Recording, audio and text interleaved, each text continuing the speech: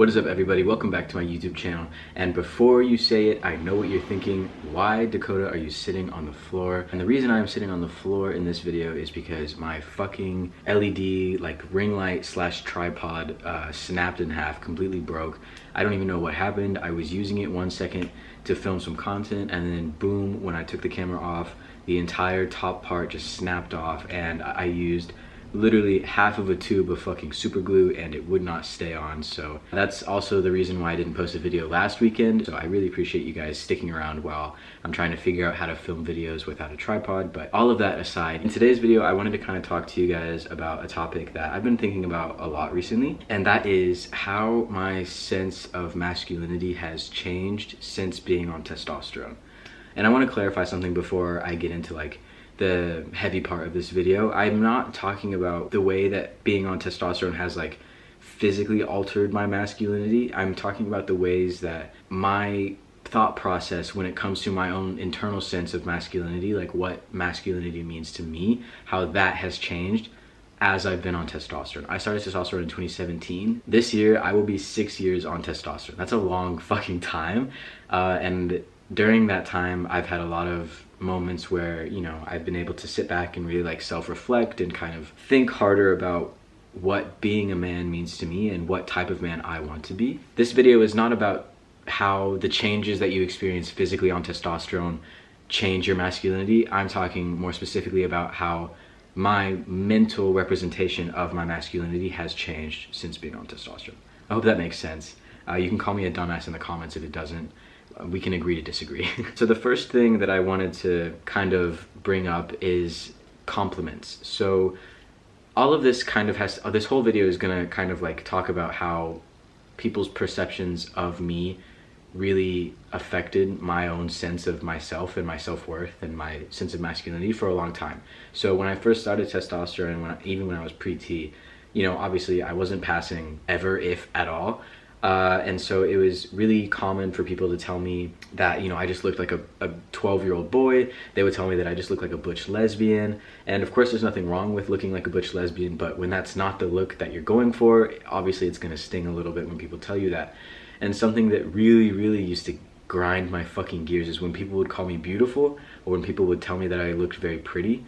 I used to fucking hate that. It used to really get on my nerves, and it used to really make me blow up at people. I was just really going off on people who were just calling me pretty, just complimenting me. And so yeah, I think a lot of that has to do with kind of how at the time I was so caught up in these like restrictions and regulations that I felt society was putting on me. Like I had to perform a certain way in order to be perceived as masculine, and when people called me beautiful or when people called me pretty, it made all these red flags and alarms go off in my head, and it made me feel like I wasn't performing the way that I was supposed to, and people were not perceiving me as male. So it used to be a big thing. I really didn't like being called anything that could be considered feminine. I didn't like any sort of compliments like that. And so I really tried as much as I could to like butch myself up. And now it doesn't bother me. I actually really enjoy it when people call me beautiful. I love being called pretty. I think it's a very soft compliment. Like to me, being called handsome is like, I hope I'm explaining this well, because in my head, when someone calls me handsome, that is a very rugged word. That is a very sharp word, a very stark compliment that you give to like a macho man, right? When someone calls me pretty, that's very soft. That feels very effeminate. That's something more intimate in a sense. Like when someone tells me that I look very pretty or that I have very pretty like facial features, I don't know, it feels more, it feels like a thoughtful compliment than somebody just saying, oh, you're really handsome, if that makes sense. I'm not a psychic, okay? I don't know why I feel this way. I just feel like since I've been on testosterone for so long and I've kind of figured out how I want to present and I'm more secure in my sense of masculinity now, I just feel more comfortable with stuff like that. That's one way that I've noticed, just in the sense of like sitting on the floor is not fucking comfortable.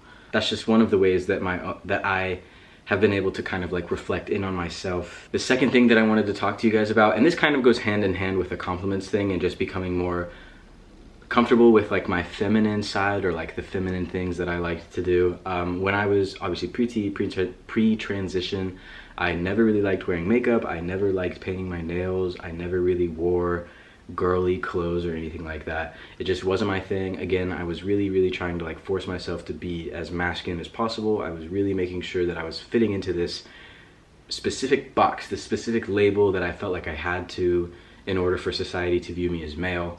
And yeah, so I never really like experimented with the way that I dressed. I pretty much only exclusively wore patterned button downs from like Target or like the boys section at Walmart and stuff like that, and it was just like not a good look all around. But recently I have been experimenting more with makeup, experimenting more with painting my nails. I'm not going around in like a dress or a skirt. That's not to say that I wouldn't, it's just to say that I haven't found one that I actually like the way it fits me yet.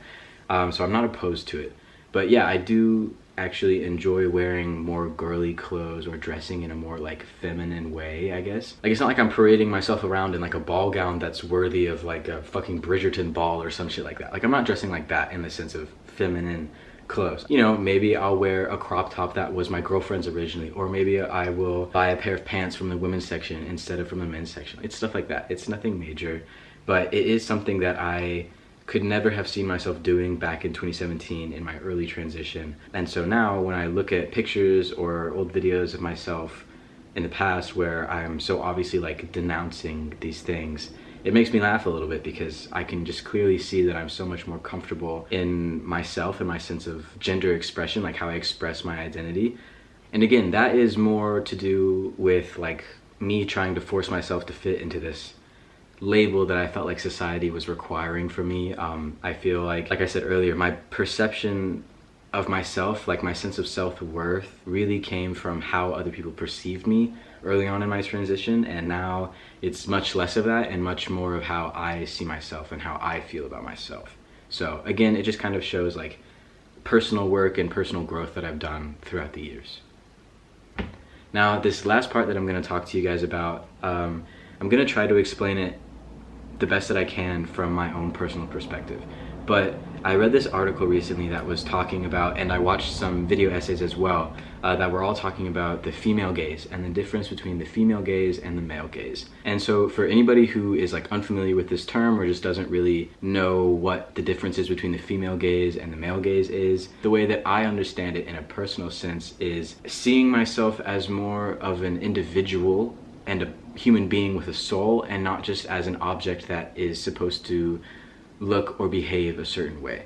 So the way that I relate this is like I feel so much more connected to my body and myself as a person instead of just seeing what I'm not. It used to be I would look in a mirror and I would constantly judge my body and judge my facial structure and judge my height or things that were just like completely out of my control, because in my head I didn't look how I thought men were supposed to look, if that makes sense.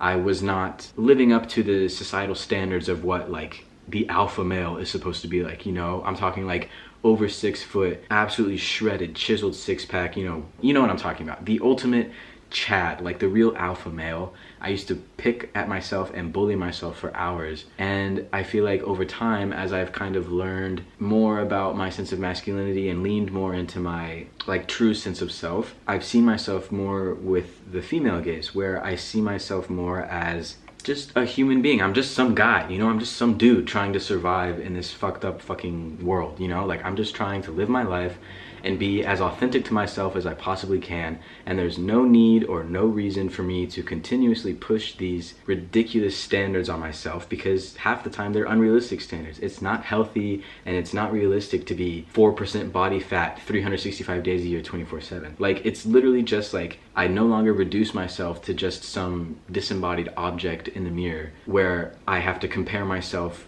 to every guy I see on TV or on social media. It's hard. I do still have moments where I look at myself and I'm like, oh, like I wish I was a bit more fit, or oh, I wish I was a bit taller, or oh, I wish like there's so many things that I could still sit here and say, especially when I have bad dysphoria days or something really triggers my dysphoria. Yes, of course, there are times where I slip into old habits, you know, but for the most part, I feel a lot better about stuff like that. I guess being more forgiving to myself, being more accepting of myself, and being more open to different ways of expressing my identity, and not feeling like I have to force myself into this tiny box. I feel like if 2017 me could see like the things that I do now, the things that I post about now, the stuff that I wear, I feel like he would be surprised. I really do believe that like he would be a little bit like, oh shit, like that's who we are now. And yeah, it is. I don't know, I just felt like coming on here and talking about it because it's something that's been on my mind a lot recently.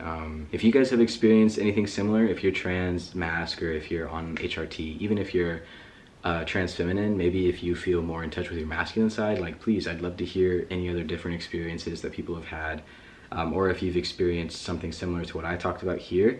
Again, I would love to hear from you guys. If you're curious about any of the readings or any of the video essays that I watched on the female gaze, I will leave the links to the article and the videos that I was watching in the description of this video, so feel free to go check those out. Anyways, thank you guys again for sticking around while I've been kind of, not on hiatus, but just kind of figuring out how and where to film. I like this setup, but I miss having a tripod, so I'll try to get one as soon as I can and get back to making regular content for you guys.